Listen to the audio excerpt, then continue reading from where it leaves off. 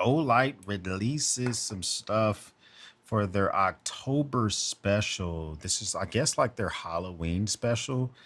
This is the Olight Seeker 4.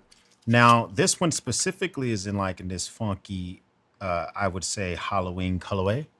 Let me bring you in a little bit closer so you can kind of get a flavor of this bad boy. Now, the Seeker 4 I've checked out before. I've since hashtag bars. I've since given it away to my pest control guy. This is the OClip Pro Ultra, which I think looks pretty dope. This is my first impression because I just got these today. Olight, their sales starts today. I normally am not the biggest stickler in participating on sales videos. They're not paying me for this. The only payment I would get is affiliate links if y'all buy these with the links below. The reason I did it with this is because I think that Olight is establishing themselves as the 600-pound gorilla when it comes to Olights in everyday carry. Let me get the Olight clip, the OClip Pro. So I did have the original OClip. I've had the OClip Pro. Now I have the OClip Ultra. I would say if you are debating between these, easily I could suggest get this Ultra, although this is a first impression, mainly because the OClip Pro has an RGB light and it doesn't feel, matter of fact, I think it might just be a straight up red light. I don't even think, yeah, it's just a red light.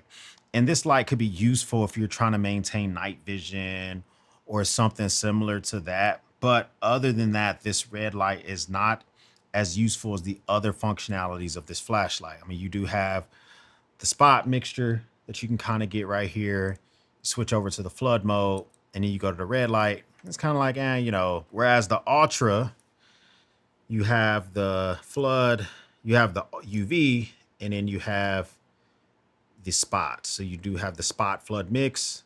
You have that flood mode.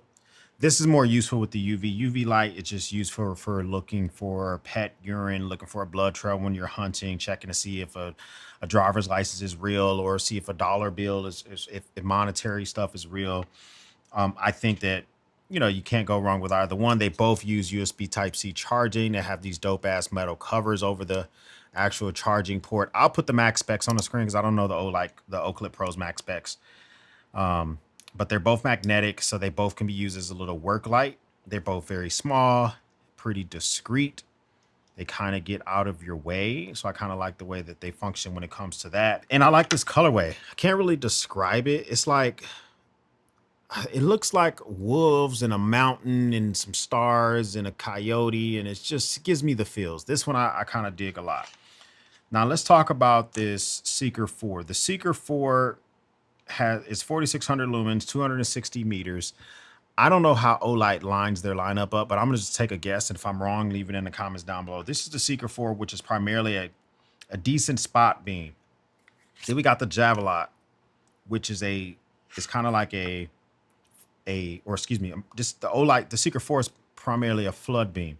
Then we got the Javelot, which is a spot beam. Then we got the Warrior X and the Warrior, the Ultra and all that other type of stuff, which is kind of like a do-it-all. These two flashlights, I think, are kissing cousins. I think you could easily own both, but if you had to go with one, I used to own the Seeker 4 for a reason. The reason I used to own the Seeker 4 is because I do like the beam of the Javelot more. But this colorway of this Seeker 4, this is getting carried for me for Halloween. It's getting carried for the fall. It just has a dope uniqueness for the EDC purposes. I think it looks really good. The grip feels fantastic. So when we turn this bad boy on, the thing I like about this is you turn it on, you rotate this bezel on the side to go between the different modes. So right here, the right shows you the battery life. The left shows you exactly how much output you're doing with these lumens. You go here, you turn it up. There you go. The right is the battery left. And there you go. You got a decent spot flood mix, right? And I think that the light itself is pretty useful when it comes to just the different modes you can get out of it. And I apologize, I can't show you this stuff at night because, like I said, I got these in the morning. But the Javelot is just a whole different monster. Look at that spot beam. That spot beam is just more secure. I love how more that it's still a spot flood mix. I'm going to try to point both of these at the middle of that flag that's rolled up. So that's that flag rolled up. Look at the spillage. low, medium, high. You see the spillage as it goes up towards my garage. All right, so let's go with the Seeker 4. Let's look at the spillage of that. So we go here. We turn that one on. So the spot beam of there is wider, right? You see the spillage is much greater. So this is much more of a flood beam. But I'm telling you, and I wish I could show you this outside, when you have this, using this for the spot beam, the Javelot goes a lot further because it's not trying to be so much of an in-between. But the spillage is fantastic, how much you're getting over there. So if you're looking for just one light that's going to illuminate a large area right in front of you, 20, 30 meters in front of you, oh yeah, the Seeker 4 is the way to go.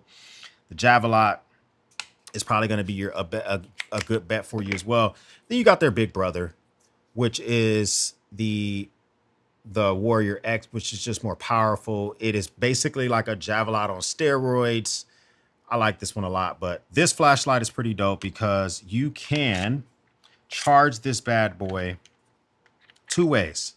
So while it's in its sheath, and it does include a sheath, you can use USB Type-C. And when you use USB Type-C, you plug it up in the bottom right here.